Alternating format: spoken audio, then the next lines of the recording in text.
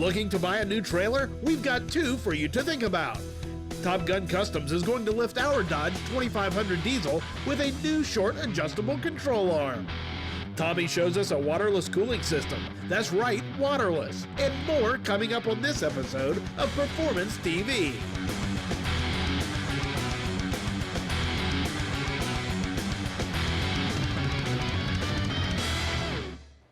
Welcome to Performance TV. You know, a lot of folks have uses for trailers, but they don't have a place to store them. What we have here is a neat trailer that we're going to be able to put right up against the wall. Don, thanks for joining us from Fold and Store Trailer. This trailer can hold a lot of weight, but not take up a lot of space. That's right, Kathy. This trailer folds up into a nice, neat footprint that you can store at the front of your garage, the side of your garage, and still put your vehicle in. Okay, so I'm trying to picture how we're going to fold all this up. Can we go ahead and kind of do this here? Okay. You take the pins out for me. All right, take them out here in the back. Okay, and the front gate pop this off. ramp pops up, lifts out. Thank you. Now, does the trailer come with just as we see here? The side kit and the ramps are an option. You can order with the trailer. Tell me a little bit about the construction of our trailer. It's a welded steel construction trailer. We use a 125,000 tube. It's all welded. It's got a primer coat and a top coat painted, so it's a very durable finish. Meant to last for years and years. Slide that right in there. Just slide that right in there. There we go. And now if you'll just let me grab the piece on the front, pull the pin out. I just take it. Wheel it back into spot. Well, it has a wheel on the bottom then, so it kind of helps you. How much space Stand it up into place. are we talking that we would need here to store this trailer? The trailer is 24 inches deep. Okay. And width-wise, over? 67.5 inches. And of course, we see it comes with lights. We have our side markers, hauls up to 1,650 pounds, and be able to store it like this. This is great. Pull your vehicle in front of it. So if we wanted to find out more, we could just check out the website, and this is pretty cool. I want to tell you what, this isn't the only trailer these folks have. Motorcycle enthusiasts, we've got something that you're going to want to check out right now. Now, this is a motorcycle owner's dream for hauling your bike. And Emmerich, go ahead and pull that bike on here. A lot of folks sometimes a little leery about loading up a bike on a motorcycle trailer. And the biggest problem is you normally can't put your feet down, Emmerich. This is sweet. Yeah, I'm under 5'9" and I have no problems with this. Now, this is a Stinger trailer, correct? It's a Stinger folding motorcycle trailer. Folding motorcycle trailer. We'll get to that here in just a second. But one of the coolest things, though, you're close to the ground. You're able to keep your feet. You don't feel like you're going to fall, be able to tilt. I see we have an adjustable chalk here for all different sizes of bikes. That's correct. Now, I saw how quick you got it up here and easy. Can you unload it just as simple? No problem. Okay. And this trailer is legal in all 50 states. They have thought about everything. It has all LED lights. You've even got little side marker LEDs on the front and on the rear. Plus, they've got some nice non-slip stuff here. And as we mentioned, it folds up. And we have a special attachment in the front that gives it lateral stability. Okay. For when you're going down the road. Let's just do that. And it just accordions together. Then you're done. You can push it wherever you want. Okay. You can also store it upright. Flip it up? On the end of it, right against the wall, but then you want to strap it against the wall so it won't be able to fall over. What lengths can we go to and what weight? You can go up to 103.5 inches right now and 1,771 pounds. So it'll take any bike no matter what you have on it. All the pieces on the bike are powder coated and cut with lasers. Hey, check this out and so much more. Just hop on their website and we will have more for you up next here on Performance TV.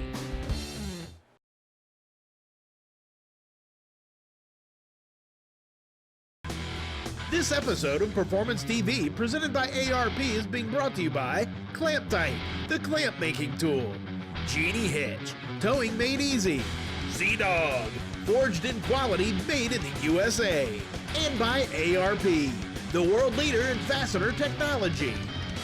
Welcome back to Performance TV. So many folks have pickup trucks. You know what? You can do so many things to them to beef them up, make them better, have a lot more fun with them, and that's what we're going to do here today with Tom joining us here from TGC Suspension Systems. Tom, you've got some brand new products here, and we're installing on this truck. That's right. We're going to take our new short adjustable control arm from 0 to 5-inch lifted trucks that we're going to be putting on this Dodge 2500 diesel. You know, why would someone want to do something like this? Well, a lot of the problems you have with the Dodge construction is on the front control arms, they develop what they call a death wobble. Well, the death wobble is actually because the steel that is used work hardens over time, flexes, and twists. With our new short adjustable control arms that have a very heavy wall round stock on both upper and lower arms, we help eliminate that problem, give the truck a longer life, and move on from there. And you guys have been around since 2003 with all kinds of things, but along with this new product, you have another one here that you've just come out with. We do. We've taken our traditional ladder bar and we've actually laser engraved our name directly through it. So it's now three-dimensional. Now you can be proud of the parts that you own. Not only that, but you could put some lights in there and kind of show it off a little bit too. But what we're going to show off today is what Tommy's already got started on back here on our truck. We're going to replace the upper and lower control arms on this Dodge, and you can see how small the factory ones are. We're going to put on the beefier, stronger TGC upper and lower control arms. Tom, you got those ready for me? Yeah, we've pre-measured them to their set height for the lifted truck, and they're ready to go on. Those look a lot stronger to me. Oh, they are. That gets rid of the death wobble? It does. All right, now what do we want to do? We take the bottom one off first or top one? How do we want to start? Well, we take the lower arm off first and then take off the upper arm so we have better access to the upper section when we put the new arms All right, on. we'll grab a wrench, I'll grab the air gun, we'll get that bottom one off there. All right, right here. I sprayed these, loosen them up a little bit. All right, that one's out. Just may want to give that one a little tap. All right. We got a hammer just for that.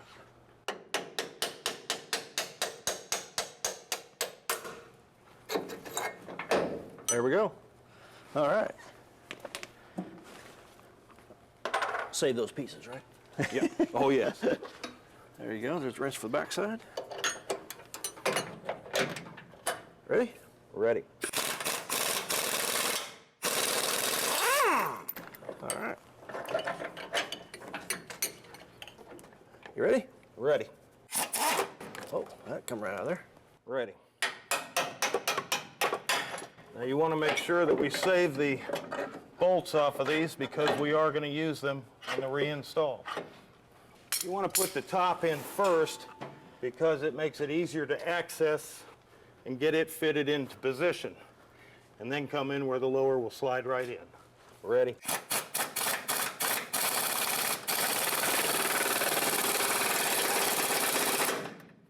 And once you get all your bolts in, then you'll want to go back and retorque and make sure you're into factory specifications.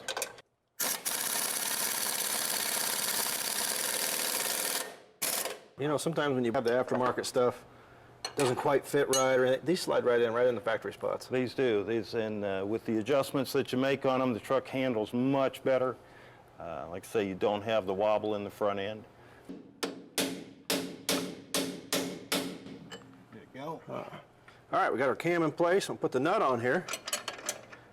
And once we get this tightened up, this will make this suspension feel a lot better. Now this truck's got a lift on it. What's that going to do? Is this going to help that lift a lot? This is. It's going to help the lift and help keep that front end stable, especially since we've adjusted these bars to the 2.5 inches of lift that's on this vehicle. All right, ready?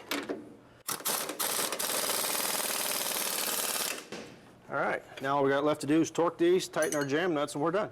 That's it. Tell you what, these are going to make this truck perform a lot better, drive a lot better. Check them out, TGC Suspension Systems. We'll be right back with more Performance TV. Time now for the OPGI restoration tip with George Lopez.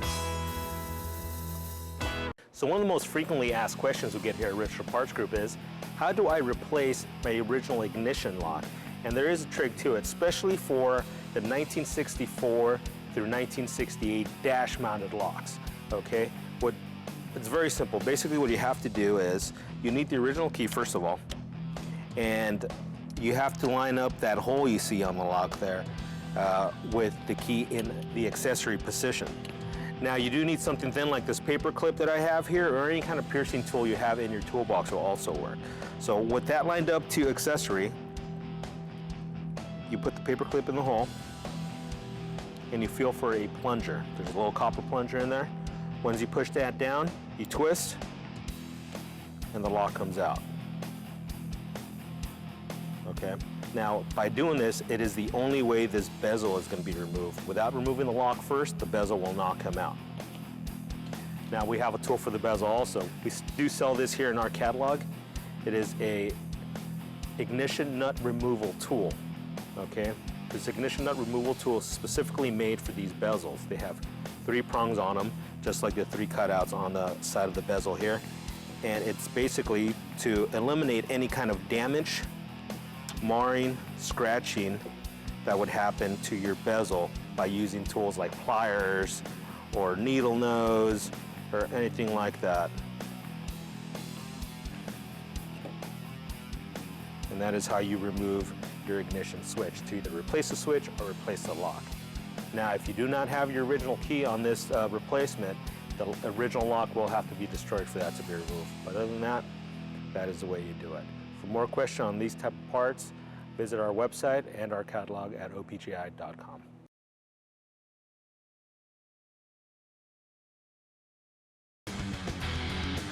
Performance TV, coming to you from Borla Commerce Park. Welcome back to Performance TV. On this segment, we're going to convert our Corvette over from a water and antifreeze-based coolant system to the Evans waterless coolant system. What exactly is waterless coolant? Well, while I continue to drain the radiator in the block, let's check in with Kathy and learn more. Well, Tommy, unlike with my top dragster where I'm not running anything for a coolant or any water, Mike joining us from Evans Waterless, this is actually a liquid we're going to put in even though it's waterless. Correct. A lot of people think waterless means liquidless, when in fact it is a liquid, as you can see. That looks like our apple juices. It does, but don't mistake it for apple No. juice. The big difference with Evans is that it has a boiling point of 375 degrees. That's about 100 degrees or more higher than a water-based coolant. Absolutely. And what that means is it won't turn to vapor, and it won't build pressure. So you will never have a vapor barrier between the liquid and the metal. That's important because you always maintain liquid to metal contact, maintaining good heat transfer, especially at the higher temperatures where it matters the most. The other important aspect of Evans is it avoids corrosion, it avoids electrolysis, keeping your metal temperatures under control and protecting your metals for the life of the engine. Well, I see that we need to start off with a prep fluid first before we get into installing the actual product, and it looks like Tommy's just about ready for that. Good, great. I've got all the water and antifreeze drained out of the radiator and the engine, and now I'm ready to put in the Evans waterless coolant. Mike, have you got me some coolant? Let's put this in here. Well, actually, Tommy, not quite ready to do that yet, because gravity only does so much. We've got to force out the remaining coolant with high volume air. We blow it through the radiator, through the thermostat hose back into the radiator, and through the block to force remaining coolant through the system. It's probably in the little cavities and the areas that wouldn't drain out of there. A lot of residual coolant resides in all those areas. And remember, Evans is a waterless coolant. We want to keep it that way. So it's important to do a thorough job when you're removing all the coolant from the system. Right. How much water can be in there? You want your conversion to be under 3% in the end. All right, so it's going to take a little blowing, get it all out of the cavities. Take a little blowing, yeah. Make sure it's all out of there. Exactly. All right, let's do it. All right.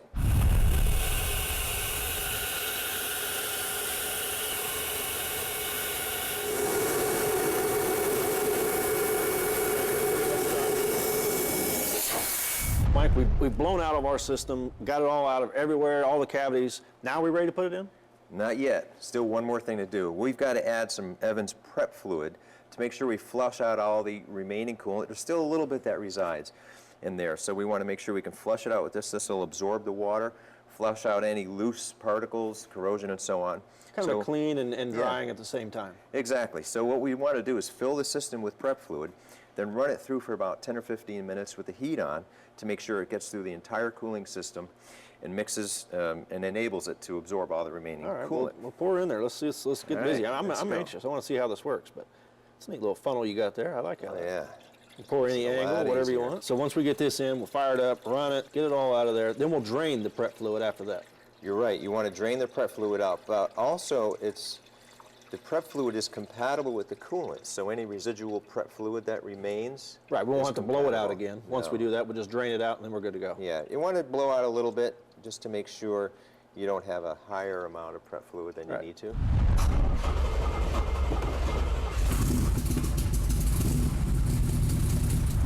We put our prep in, we ran our engine for about 10 minutes, we drained it out, and Mike, there's some pretty graphic results. Yes, you could see how important it is to use the prep fluid and how important it is to do a thorough job of blowing out. This is what the prep fluid looked like going in the system, and this is what it looked like coming out. Yeah, so we flushed it all out, got it all cleaned out, and you can see we got some stuff out of there. Well, there's always more coolant left in there than you think, and so it's really important to do a thorough job. Take your time, get the coolant out. There's always residual coolant in there. Again, you use the prep fluid, you flush out what's there, and you'll get rid of most of that water. Okay, now, are we ready to put the Evans waterless coolant in? Now we are. All right, I'm ready. Let's dump All this right. in. And it's a process, but it's going to pay off in the end, right? You're right. You do this once, you never have to do it again, and you never have to worry about topping off because Evans won't evaporate because it's not going to reach its boiling point. Once we get this all in, we'll test it then, see what the water content was, but I can't wait to get this in all my vehicles. Hey, stay tuned. We got more Performance TV after this.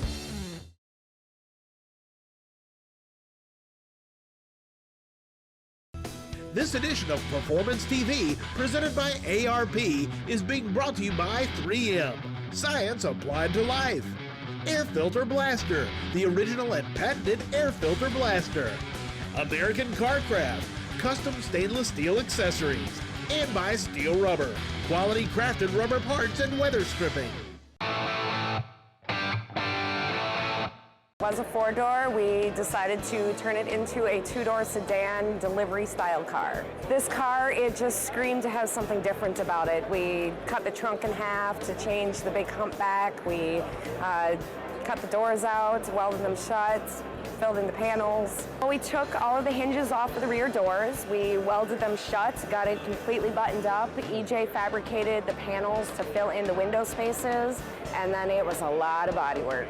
Everything on it is painted with a copper flake. There isn't a part of the car that we haven't had our hands on and done something different in our style with. We had the motor running, I think that was Sunday before we got the body dropped on Monday, and it is healthy. It is a very, very healthy beast. This car, we have 15 weeks. From a complete rust bucket until you see it today, we have 15 weeks. In my mind, the smallest details make the biggest difference. From the emblems and refurbishing the emblems to making new emblems and just having every bit of the color and every inch of the car flow from front to back and making sure that all of the design kind of goes together. Welcome back to Performance TV. We've come across a very innovative line of products today that are going to help you take care of all different kinds of problems. Ed joining us here with Rust Freeze. We're going to talk about this one right away. This is going to stop rust dead in its tracks. Now, how does this product work, Ed? Well, it's a binary product. There's an A and a B. You mix them together. This is a product that penetrates to about 2 mils into the metal, and it, as you say, will stop rust in its tracks. We see some different examples here of where it's been applied, the different ways to apply it, the thickness. Kind of go into that for us, Ed. Well, you can see here, this is on raw steel, and this is just 2 coats that have been put on raw steel. It's really shiny. Yeah, you can actually paint right over it. Okay. This is a very heavily rusted surface. We put it on as thin as we possibly can in all applications.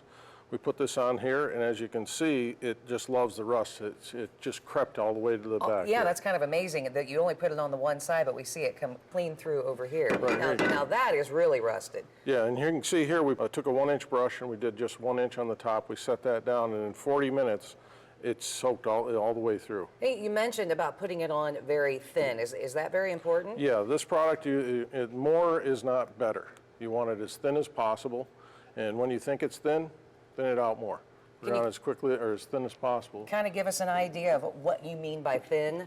Well, here we have 2 teaspoons that we've mixed up, and this will give you an idea of the product, how far it goes. This is just a raw piece of steel that we picked up. We haven't prepped it in any way or done anything with it, and you would just keep thinning this out and pushing this as far as you possibly can out onto this steel. So that stuff goes a long way. A long way. You just keep thinning it out The product cures very slowly. You can heat it to get it to cure faster, and our directions explain that, but in a 80 to 90 degree temperature, this would take a couple weeks to cure if you do not treat it, do not heat it. But you know, this sounds, Ed, like a really good idea for someone, say, who's restoring a car or whatever, because there's a lot of areas in the seams, stuff like that, where you're not going to be able to get into to really do anything, but this product will help us out. Absolutely. I've restored cars over the years, and this is a real problem. If you have a paint bubble that the rust has come through from the backside, you refinish that, it will come through again. If you take this and either apply the rust freeze from the backside, and if you can't get to the backside, just put it on that surface and it'll penetrate back through, then paint over it, or you know, prep it and paint over it. It seals it. You can also put it along all your seams, any places that you can't normally get to protect. This product will seep its way in there. Well, that's absolutely awesome, and that's just one of our very many innovative products that we're checking out today, and Tommy has some that'll take care of some really pesky problems. Well, one of those pesky problems are bugs splattered on your windshield. I'm with Tracy from Splat Bug Remover. Tracy, you have a product that'll take those bugs off the windshield without a lot of work. I do. It's absolutely amazing product. It's completely biodegradable. You spray it on the bugs on your car, and you just wait about a minute, and we'll let that sit. It'll help break them down. We can wipe them off. It actually What else breaks, you have? We got tar and paint. You know, you could overspray in your car. You think, oh my God, it's ruined. But you got something that'll take that off. We have tar and tree sap remover that actually has some amazing properties. This is dried on tar, and it's been here, and we're just gonna, you can see it just wipes it right off. Comes off, yeah. Yeah, because that can be a problem. You're driving down the highway, get tar splattered on your car. You think, oh, it's going to be a lot of work. You pour this on, that's it, wipe it off, comes right off. And just rub a little, and there it goes. And overspray, I've seen cars with overspray on them before. Right, usually you can't get that off. Here it just wipes right off. Look at that. And it will not remove the paint from your car. That's easy. Now what about the bugs? We sprayed it. Right. Let's see the bugs. How easy do these come off? All right, well, we have this great wiping cloth. Actually, that is a great partner to our product, but as you can see, oh, look at that. Bugs come right off the thing. just wipe right away. Boy, this stuff works great. Check them out on their website, splatbugremover.com, or on Facebook. That's all the time we have this week on Performance TV. Be sure and check us out next week.